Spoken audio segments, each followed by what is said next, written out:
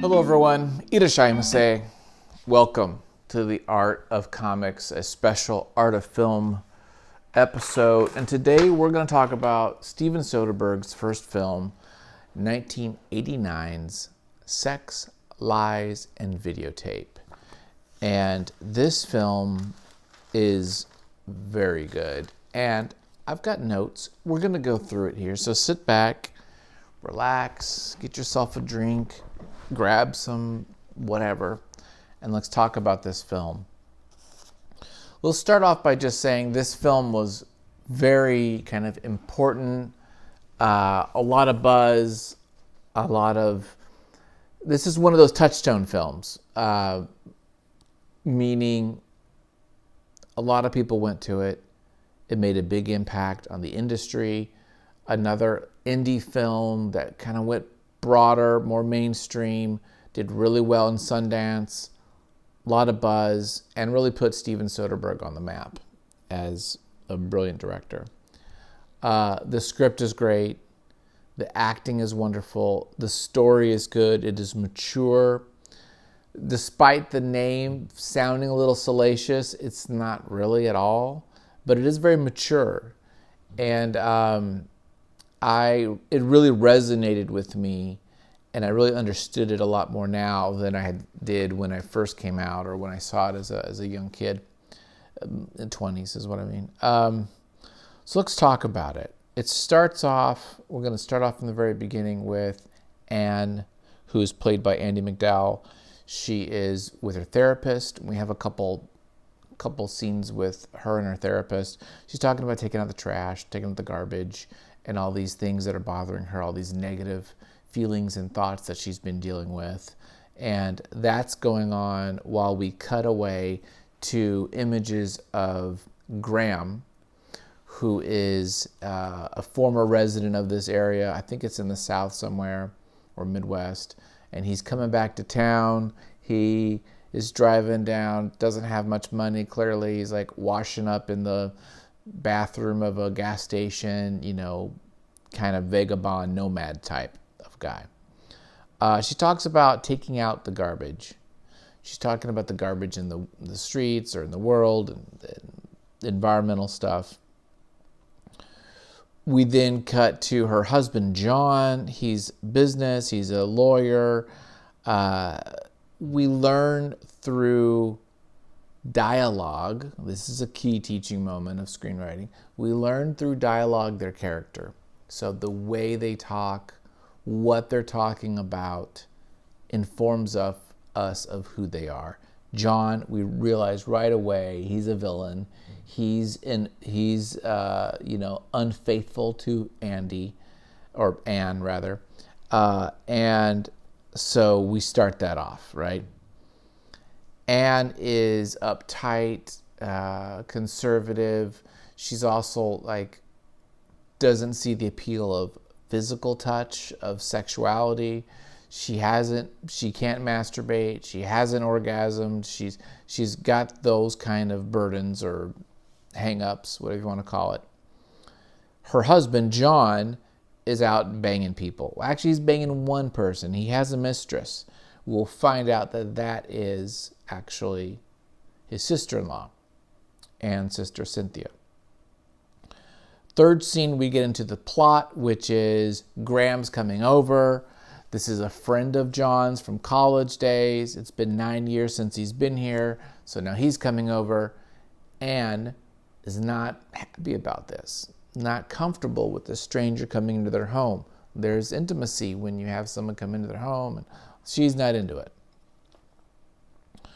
Then we cut to John with Cynthia.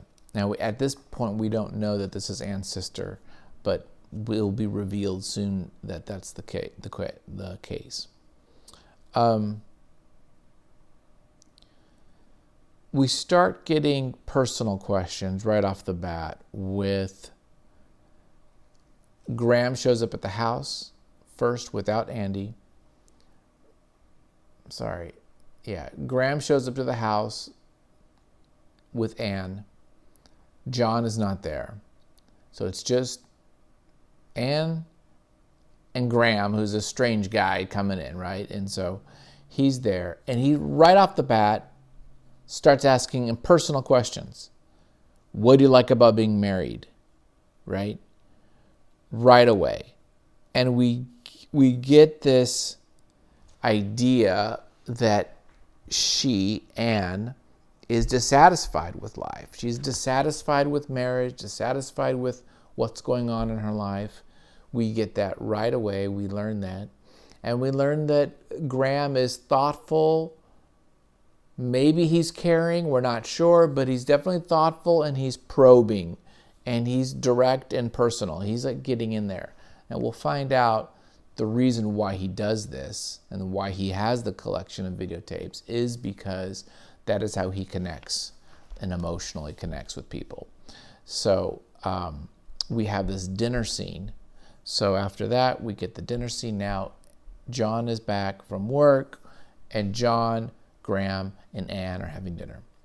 Again, through dialogue, we see their character developing. We see the relationship between John and Graham.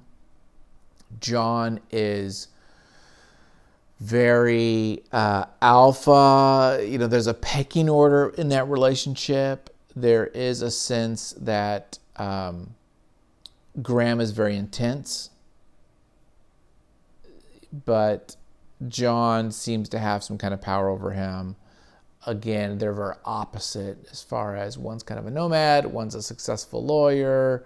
The economic and social kind of difference of those two characters.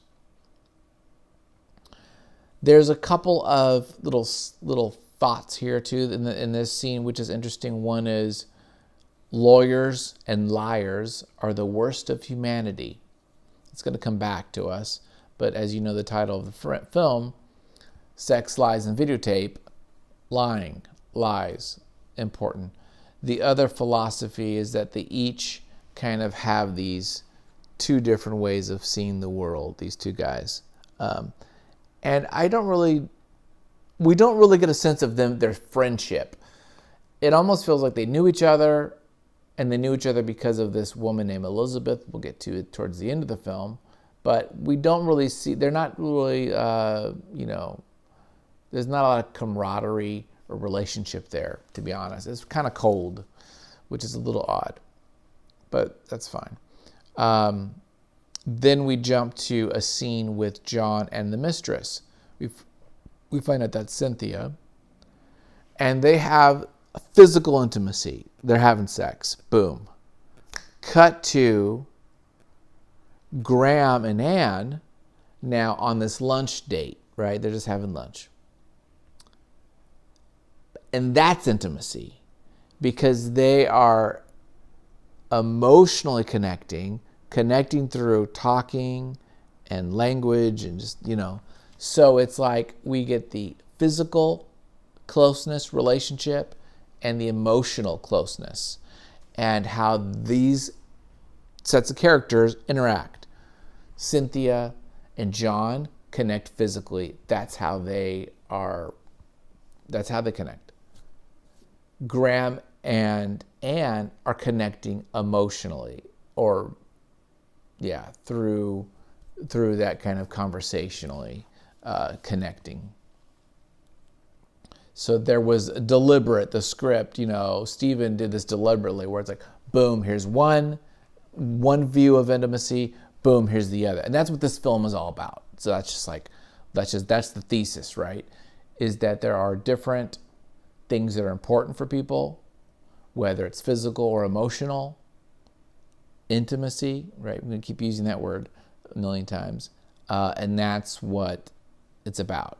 Graham, in fact, is impotent of physical. So Graham cannot have physical intimacy, and Anne cannot have physical intimacy, right? Anne can't perform. She doesn't really care for sex. She thinks it's okay, but not that important. She doesn't masturbate, right? Graham cannot be physically intimate with somebody. He needs videotapes. He needs to connect emotionally with these interviewees to get his, to get kind of satisfaction. There's an interesting scene after the lunch. We then go, which right after the lunch, we go to a scene where Graham is sleeping on the couch in their home, and Anne gets up in the middle of the night to go over there and watch him sleep. She doesn't touch him, but there is a sense there of a connection, a longing, a wanting of Graham.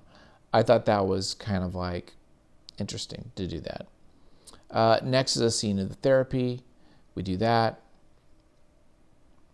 Then we get Anne and Cynthia together, the sisters, and now we put the pieces together that, oh my gosh, John is banging his sister-in-law.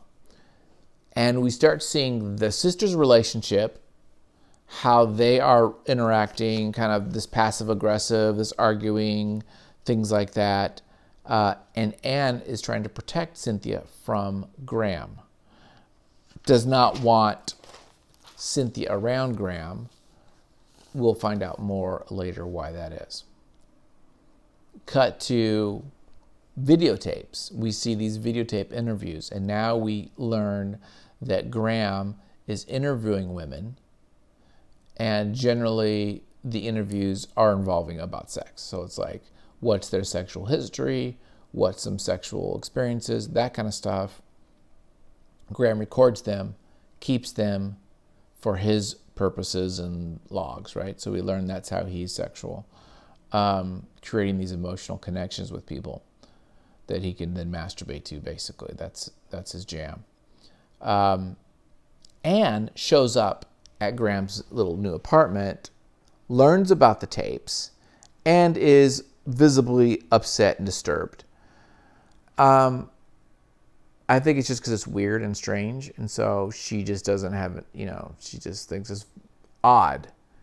She talks to her sister on the phone and kind of wards her off him and says, don't go around this guy, he's a little weird. And I think also because she does like him.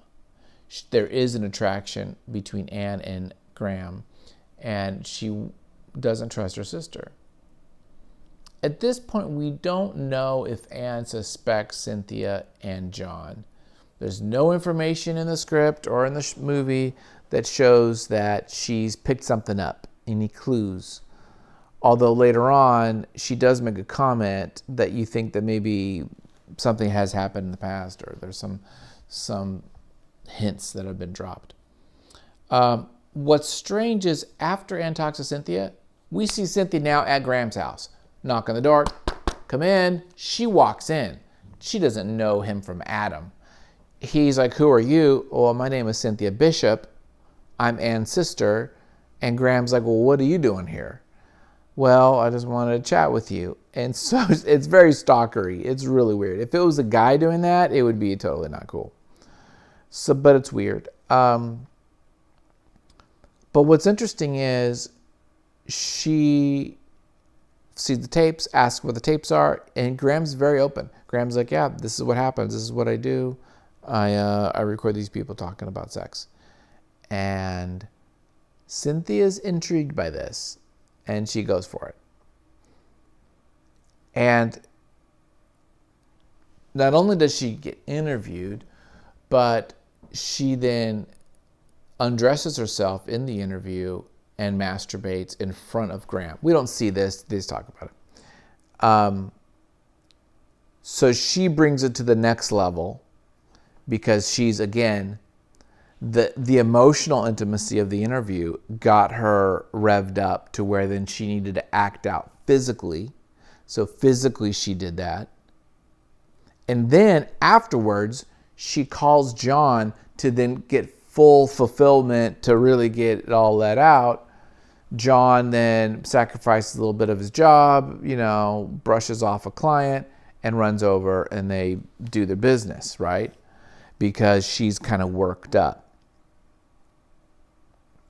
Cut to Graham watching the Cynthia video, right? Cynthia is using John. I mean, really, it's kind of fascinating because Cynthia's using John. The men are kind of pawns in this whole thing, in a way. because both men are being used in a way. You could even say Graham is being used by Anne. Maybe that's a little strong. John is definitely being used. Cynthia's using everybody. The sisters are jealous of each other, though. Now we get this scene where they're talking, and we learn that, you see, Anne is jealous of Cynthia because Cynthia can have sex, can have physical intimacy, can be sexual. So Anne is jealous of that. Cynthia is jealous of Anne, her stability, her life, what's going on. So there is this, that's where this is kind of coming from. That's what's happening right there. We then move to a night scene where Anne asks John about the cheating. And this is where we didn't get any hints of this, but she just goes straight out. And she mentions her sister. So there was something in the past, we don't know what, leads her to believe that he's having an affair also with the sister. And it could have been because of the timing of when Cynthia left Graham's place after the interview. She went to John's and they banged, and somehow she figured out that timetable because she knew that she went to go see Graham and got interviewed, which she was not pleased about. She doesn't want her sister to be interviewed on these tapes. She doesn't trust them. Also, I think she's jealous of that because she does want the interview herself. That's why she was so upset about it. Again, it's that vulnerability that Anne does not have, that wants, right? And Cynthia is kind of okay with being vulnerable in some way. Cynthia is kind of open. Maybe that's kind of the artist kind of flavor because she's an artist. So now Cynthia's like, John, you're too much. Give me some time.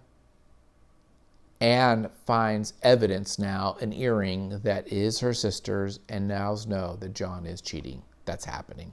So that is a huge thing. That's the intimacy that she's not getting with her husband. And because of the cheating, she goes to see Graham, and now she's going to kind of revenge. But instead of like revenge screw Graham, she's going to revenge and make a tape with Graham because that is intimacy for him and her. So they do this videotape. They make a videotape. And from what we know, they just talk. John's looking for her, doesn't know where she is. Anne comes back home late at night, and she's like, I want out. I want out of this marriage. I'm done. Now John says, oh, you went to Graham, didn't you? You went over there and you made one of those tapes, didn't you? And she's like, yeah, I made a tape. He is furious. So he now knows his mistress made a tape, and he knows that his wife made a tape from this old college guy, and I don't trust him, and so I'm going over there. He goes over there, tries to go kick some ass, and we now see Graham watching their videotape, watching Anne's videotape specifically. And when he's watching, this is the pain because he now sees that he's not fulfilling her. Not that she was fulfilling him either, but he sees the emotional intimacy of that videotape. And now we see that not only was it a conversation, but there was some touching, and there could have been physical intimacy and sex. We don't know because the tape goes off. But the idea is that both Graham and Anne kind of interview each other. There's a moment where Anne kind of turns the tables a bit, and now starts asking him questions. But why is he doing these videotapes? And why can't you be like normal type? And who's this person Elizabeth that you've mentioned and that John has mentioned? And what's going on with you? And why have you changed? And why do you think you're so different now? So there is that moment where they're kind of going after each other, a little confrontational in this dialogue. And this is the first time I think that Graham's been interviewed and videotaped. And I think that kind of breaks a little bit of what's going on. So there is this mystery of who's Elizabeth and what that's about. We also don't know if they did have sex. That's a question. And why is Graham doing this, right? Like, why is Graham making these videotapes and what's going on with that? So John watches the videotape of Anne, and he leaves Graham's home saying, I did have sex with Elizabeth, your girlfriend at the time. It was before you guys had problems. She was great in bed. Peace out. So now we know the pecking order. Now we know that one of the reasons of Graham's inability to be intimate physically and to connect and do these videos is because he was betrayed by his best friend and his ex-girlfriend at the time, and that kind of like destroyed him. So that's like the revelation that's happening. Graham then goes into his home, destroys the tapes. When he destroys the tapes, it did signify. See, I didn't get the part where I felt like destroying the tapes wasn't like, oh, he's now healed from this, or he's now better, but it's just more of like anger. But what we conclude towards the end is that he is in a better space. John and Anne, we kind of flash forward like 4 or 6 months, because now John and Anne have separated. John is about to lose his job as a lawyer because he's been goofing around. Anne and Cynthia's relationship is on the rocks, but we get a hint that Anne now has her own job. She's doing her own thing, and they're trying to like build that relationship back. And we see Anne and Graham at the end together as a couple. So they're now together. So there was some sort of healing that happened in that interview, the tit for tat interview, and that kind of made everybody whole, at least that couple whole. The two abusers, or Cynthia and John, can't say, but the two that had the intimacy issue, they seem to be better, and now they've got a couple, and now they're hunky dory. So a little bit of Hollywood ending there, but it is not very super clear on how that goes. But that's just kind of the inference to what's happening. So that's the script. That's the whole freaking story. I just went through the whole damn movie scene by scene. Now, what are my thoughts about it, other than what I just said?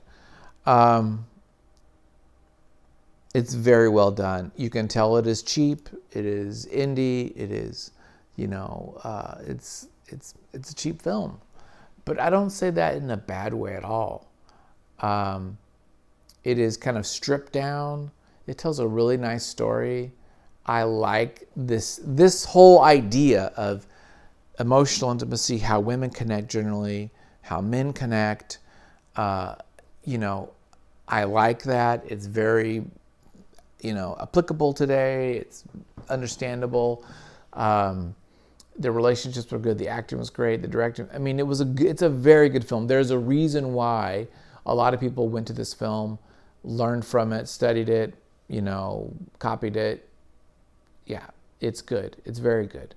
I highly recommend it. It is maybe one of the better films I've seen in a while. So there you go. That's my review. That's my thought, my analysis. Let me know what you think of this film and maybe some of other of Steven Soderbergh's films. And I'll see you guys next time. So there you go. Take care, guys.